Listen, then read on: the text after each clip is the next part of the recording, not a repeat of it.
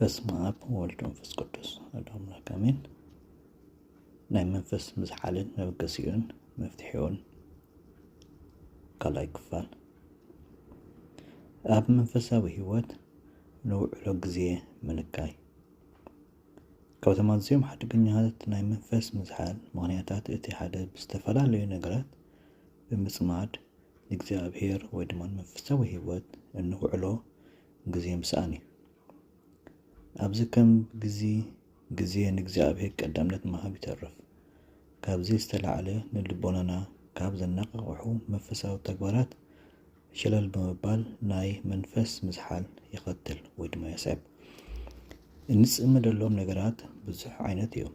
እቶም ሓደ ዓለማውያን ክኾኑ እንከለዉ እቶም ካልኣይ ድማ መንፈሳውያን ኣገልግሎት ይጥርነፉ። ሓደ ሰብ ምናልባት በቤተሰባዊ ጉዳይ ወይ ከዓ ብሓደ ስራሕ ወይ ብምዝንጋዕ ከምኡውን ኣብ ትርፊ ግዜኻ ኣብ ዝተፈላለየ ስራሕ ብምስራሕ ወዘተ ብምጽማድ መንፈሳዊ ነገራት ዘውዕሎ ግዜ ይስእን።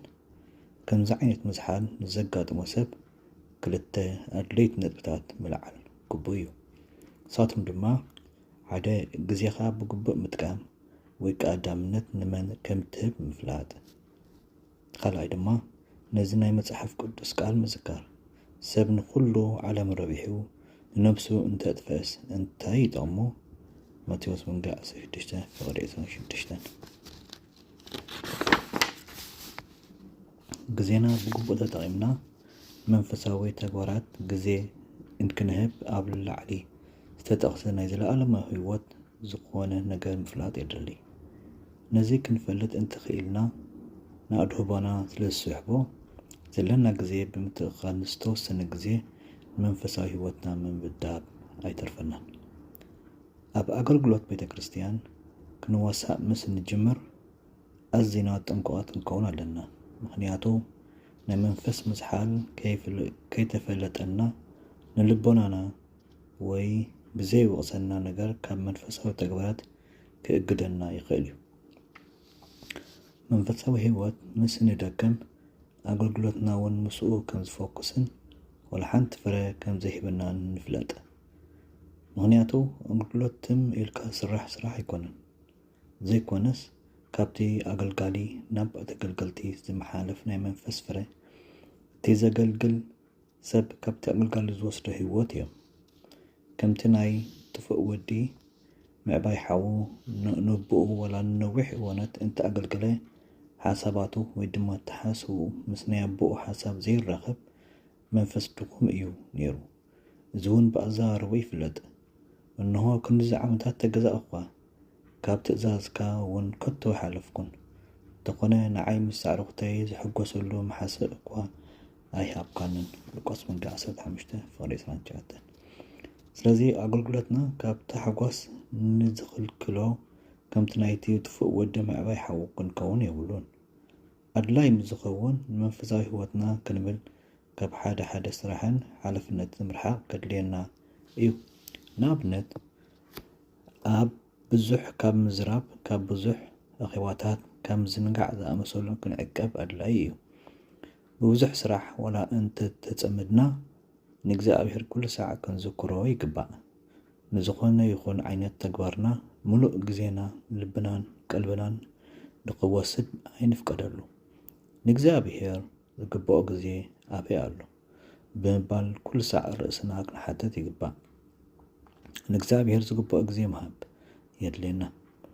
ኣብ መንጎ ኩሉ ስራሕና ግዜና ብምሉኡ ናይ እግዚአብሔር ምዃኑ ምፍላጥ የድሊ። ግዜ ናይ እግዚአብሔር እዩ። 4 ነጥብታት ወይ ድማ ሓሳባት ኣልዒልና ናይ እግዚአብሔር እጃም ወይ ድማ ግደ ንመልከት። ንሳቶም ከዓ 1 መዓልቲ ጎይታ ቅዱስ ጌርካ ምእንቲ ክትሕልዎ ዘክር። 2 ቀዳማይ ሕጊ ካብ ግዜና ኣንጻር ዝኾነ ምስትውዓል ንመዓልቲ ጎይታ ወይ ድማ ሰንበት ብምጽባይ እሙናት እንተኮይንና ሙሉእ ሰሙን ካብ ምዝሕታል ዝሕልወና ዕጥቅን ስንቅን ኣዳይልና ማለት እዩ። ንቐዳማይ ሕጊ ተግባራዊ ብምግባር ካብ ሰሙን ሙሉእ ነተቐዳመይቲ መዓልቲ ንእግዚአብሔር እንተሂብና እንረኽቦ ጸጋ ኣብተን ዝቕፅለ መዓልትታት ምሳና ብምዃን ከምኡውን ካልእ ግዜ እንክንውስኽ ንኽንጣዕም ይደፋፍኣና። ሳልሳይ ንቃልቦና ክስሕብ ዝግብኦ ካልእ ነጥቢ ሙሉእ መዓልቲ ብጉዳይ ስጋዊ ነገራት ግዜና ከነበኸን ንውዕል እንተኮይንና እዚኦም ንልቦናናን ሓደናናን ኣብ ውሽጢ ቁፅሮም ስለዘእትውዎ ንጸሎት ኣብ እንቆመሉ እዋን ሕሊናና ርጉእ ኣይከውንን። ካልኦት ነገራት ወይ ድማ ሓሳባት ይርብሽና። ብምዃኑ እውን ብካልኦት ተግባራት ንጽመድ ከም ብመንፈስ ምዝሕታል መምኽኔታ ምልዓልና ንግዜ ንቁፃሮም ጥራይ ዘይኮነ ኣብ ልዕሊ ልቦናና ዝሕድርዎ ፀቕጢ እውን እዩ። እቲ ሓደገኛ ክንብሎ ድማ ነዚ እዩ። ራብዓይ ቤተ ክርስቲያን ኣብ መንጎ ስራሕና ንዝተወሰነ ግዜ ልብና ናብ ሰማይ ኣቕኒዕና ንእግዚኣብሔር ምእንታን ክንሓስብ 7 ሰዓታት ጸሎት ዘሪዓትልና ኣላ። ነዞም ኣብ 3 ሰዓት ዝበፅሑ ዝጽልዩ ጸሎታት ብምሕላው እሙናት እንተኮይንና ሕሊናና ሙሉእ መዓልቲ ንእግዚኣብሔር ከም ምሕሳብ ስለዘየቋርፅ ኣይውዑይ ኣይዝሕሉል ካብ ምዃኑ ንድሕን። ካብ ምዝሕታር መንፈስ ምክንያታት ዝምደብ ሓደ ካብ እግዚአብሔር ነዊሕ ግዜ ምርሓቅ እዩ። ነዚ ዝተጋለጡ ሰባት ናይ ንግሆን ምሸትን ጸሎታት ጥራይ ብምጽላይ ኣብ መንጎ ግና ወላ ሓንቲ ጸሎት ዘየብፅሑ እዮም። እዞም ኣብ መንጎ ዝርከቡ ሰዓታት ብፍላይ መሰናኽላትን ፈተናን ዝበዝሖም እዮም። ካብ ምዝሕታር መንፈስ ንምህዳም እንተደሊና ኣብ ግዚኡ ልብና ናብ እግዚአብሔር ኣቕኒዕና ሓንቲ ደቂቕ እውን ከዓ ሒደት ካልእታት ዝወስድ እውን ይኹን ሓፂር ጸሎት ከነብፅሕ ይግባእ። ካብ ንስሓ ህይወት ምርሓቕ ብመንፈስ ንቑሓት ዝኾኑ 2 ዓይነት ሰባት ኣለዉ። እቲ ቀዳማይ ኣብ ቀረባ እዋን ንስሓ ተኣተወ እዩ። እዚ ሰብ እዚ ትሑትን ርጉእን እዩ። ንባዓቱ ኣብ ቀረባ እዩ። ብከንቱ ንዘሕልፎ ናይ ቀደመ ህይወቱ ንምክሓስ ብምሉእ ልቡ ቆሪፁ ዝተላዕለ ብምዃኑ መንፈሳዊ ትግሃት ዘለዎ እዩ። እቲ ካልኣይ ድማ ፍቕሪ እግዚኣብሔር ዝተዋሃዶ እዩ። እዚ ሰብ ድማ ፍቕሪ ኣብ መንጎ ኣብ ውሽጢ ልቡ ከመሃላሃል ተሓዊ እዩ። እዚ እውን ብጸሎቱ ብኣገልግሎቱ ከምኡውን ኣብ ኩሉ መንፈሳዊ ህይወቱ ዝግለጽ እዩ። ኣብ መንጎ እዞም 2 ዓይነት ሰባት ዝርከብ ግና ልብጥ ላንጋ ዝኾነ እዩ። እዚ ኣብ በረኻታት ግብፂ ከርተት ንዝበሉ እስራኤላውያን ይመስል። ልቦንኡ ካብ ምድሪ ባርነት ኣይወፀን፣ ከምኡውን ናብ ምድሪ ርስትን ናብ ከነዓን ኣይከኣተወን። ኣይውዑይ ኣይዝሑል ዝኾነ ሰብ ብንስሓ ወይ ብወገን ፍቕሪ ዝርእዮ ወላ ሓደ ፍረ የለን። ካብ ርሑቕ ደው ኢሉ ዓይኑ ንሰማይ ቋሕ ንኽብል ንዝፈርሐ ተቐባል ቀረፅ ተጋዊ ይመስል 8:13 ዝመስል ናይ መንፈስ ምቅፃል ኮነ ኣብ ፍቕሪ ኮይኑ ኣብ ልቢ ጎይታ ንዝተጎዝጎዘ ንቅዱስ ዮሃንስ ዝመስል ፍጹም ፍቕሪ የብሉን። ስለ ሓጢኣቱ ዝበኺየሎም መዓልታት ይናፍቖም ኮይኑ ግን ክረኽቦም ኣይክእልን።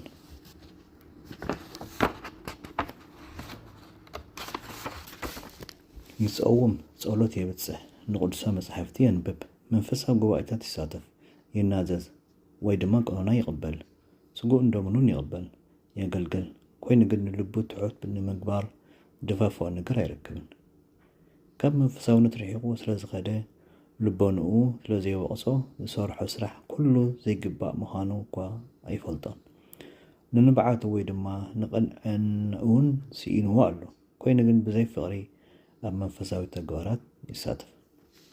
መፍትሒ መንፈሳዊ ህይወቶም ምስ ዝበሰሉ ወይ ልዕል ዝበሉ ሰባት ርክብ ምፍጣር ወይ ናይ ቅዱሳን ገድሊ ብምንባብ ርእሱ ወይ ድማ ነፍሱ ክምርምር ይግብኦ።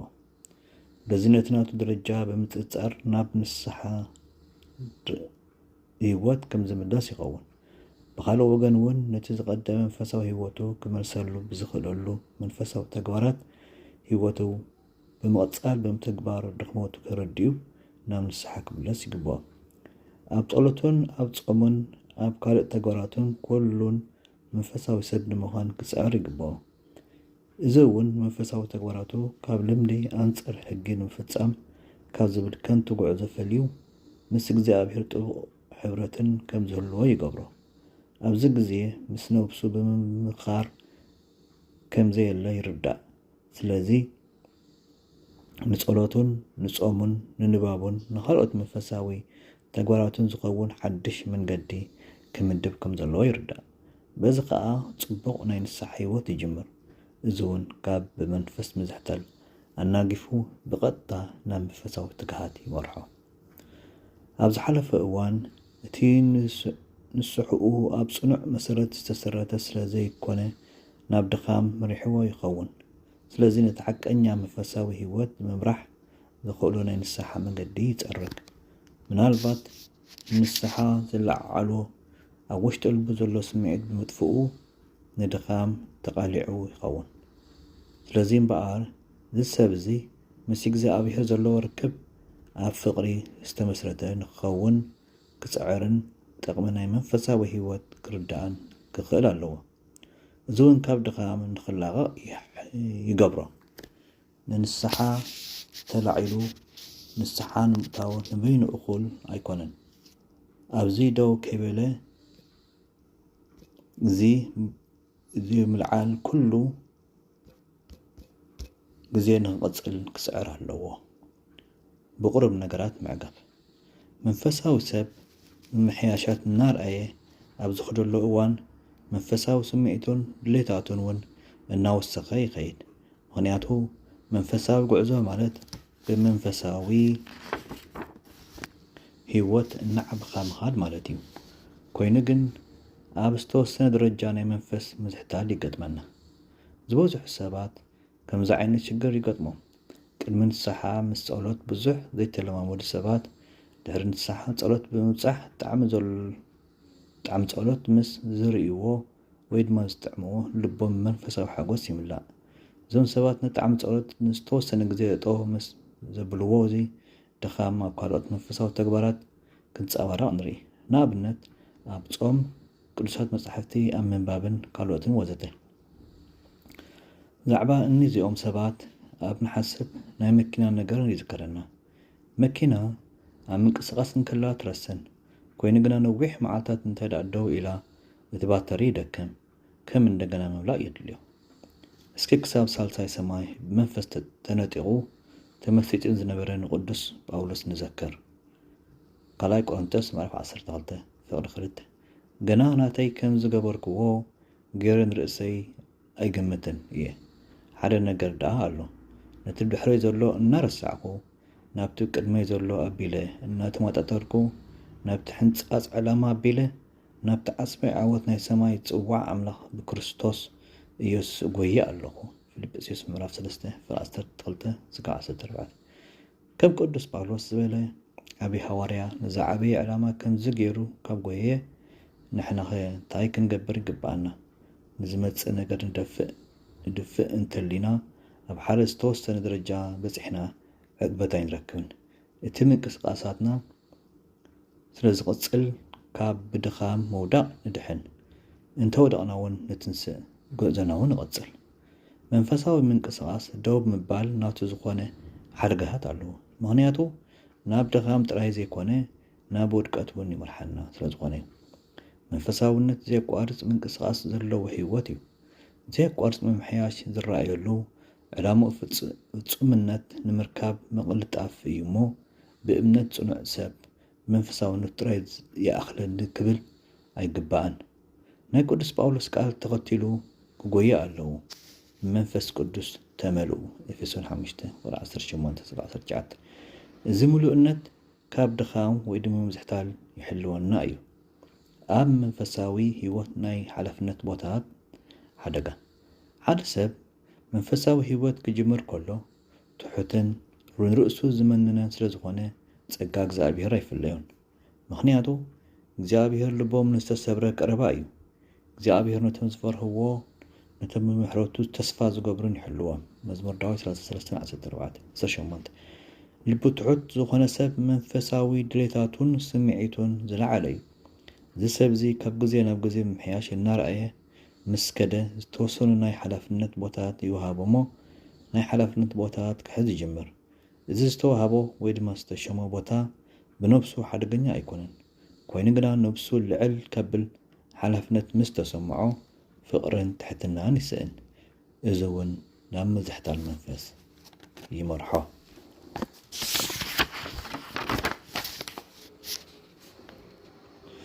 ሓላፍነት ዝተዋሃበ ሰብ ብደረጃ ንስሓ ኣትዩ ናብ ቤተ ክርስቲያን ምስ መፀ ወጎይታይ ኣነ ከብዚ ዘብለጭልጭ ነገር ሓራ እየ ንዞም ሕብረት ቅዱሳን ክፀባፀብ ኣይግባአንን። ኣብዚ ቦታ ክኸውን ዘይግባኣኒ ኣየ ኣነ ግና ብዙሕ ሳልኻ ናብ ቤትካ ኣተኹ መዝሙር ዳዊት 5:7 ይብል ነበር። ናይ ሓላፍነት ቦታ ምስ ተዋሃበ ገና ናብ ቤተ ክርስቲያን ምምፃእ ዝመፅእ ንምምሃር ነገራት ንምዕራይ ንምምሕዳር ወዘተ ይኸውን። ናብ ቤተ ክርስቲያን ክኣቱ ከለውን ከምቲ ዝቐደመ ኣይግባኣንን እንዳበለ ኣይኮነን። ተሳሊምካ ምእታው እኳ ይርስዖ። ናብ ቤተ ክርስቲያን ዝኸይድ ነቶም ኣብኡ ዘለዉ ትእዛዝ ንምሃብ ንምግሳፅ ወይ ስለ ሓደ ጉዳይ ንምምያጥ ዝኾነ ዓይነት ስራሕ ንምስራሕን ብሓላፍነት ንዝተዋህቦ ስራሕ ንምስራሕ ጥራይ እዩ። በዚ ኩሉ ነገር ኣብ ቤተ እግዚኣብሔር ከም ዘሎ ይርስዖ። እቲ ዝቐደመ ካብዚ ዘብለጭልጭ ነገር ሓራ እየ ዝብል ዘረቡ ፈፂሙ ጠፊ እዩ። ቤተ ክርስቲያን ብኣረኣዩ ዝነበራ ክብሪ ኢና እያ። ኣብ ቤተ ክርስቲያን ኮይኑ ምስ ሓደ ይዕልል ምስ ዕረፍቲ ይስሕቕ ንትደልዮ ሰብ ከዓ ናይቲ ዘለዎ ቅዱስ ቦታ ክብሪ ረሲዑ ዓው ኢሉ ብዝለዓለ ድምፂ ይፅውዖ። ናይ መንፈሱ ምዝሕታል እናዓበየ ይኸይድ እሞ ንጸሎትን ንስርዓትን ቤተ ክርስቲያን ዘለዎ ክብሪ ኩሉ ክሰብ ምሳኣን ይበፅሕ። ብቓሉ ዝሓዞም ጸሎታት ትርጉሞም ብዕምቆት ዝፈልጦም ጸሎታት ከም ምስተቐናበሩ ተራ ናይ ሙዚቃ ምቃናታት ይኾንዎ። ምስ እግዚኣብሔር መዛረቢ ምዃኖም ከዓ ኩሉ ይርስዕ። ካብዚ ዝዓበየ ናይ መንፈስ ምዝሕታል እንታይ ኣሎ? እቲ ዘገርም እዚ ሰብ ምናልባት ንፍርሒ ኣውፂእካ ዝደርቢ ፍጹም ፍቕሪ ረኺባ ኣለኹ ኢሉ ምኽንያት ክህብ ከሎ እዩ። ናይዚ ኩሉ ነገር መወዳእታ ንኣኽብሮትን ትሕትናን ርእስኻ ምምናን ምምስኣን ብትዕቢት ምውዳቕ እዩ። ኣሜን። ስለሰማዕኹኒ እግዚኣብሔር ኣብ ትገብሮ ጸሎት ማዕኹም ወስብሐት ለእግዚኣብሔር። ኣብ ዝመጽእ ኣብ ሳልሳይ ክፋል ረኽበና ሰሰናይ ንኹላትና።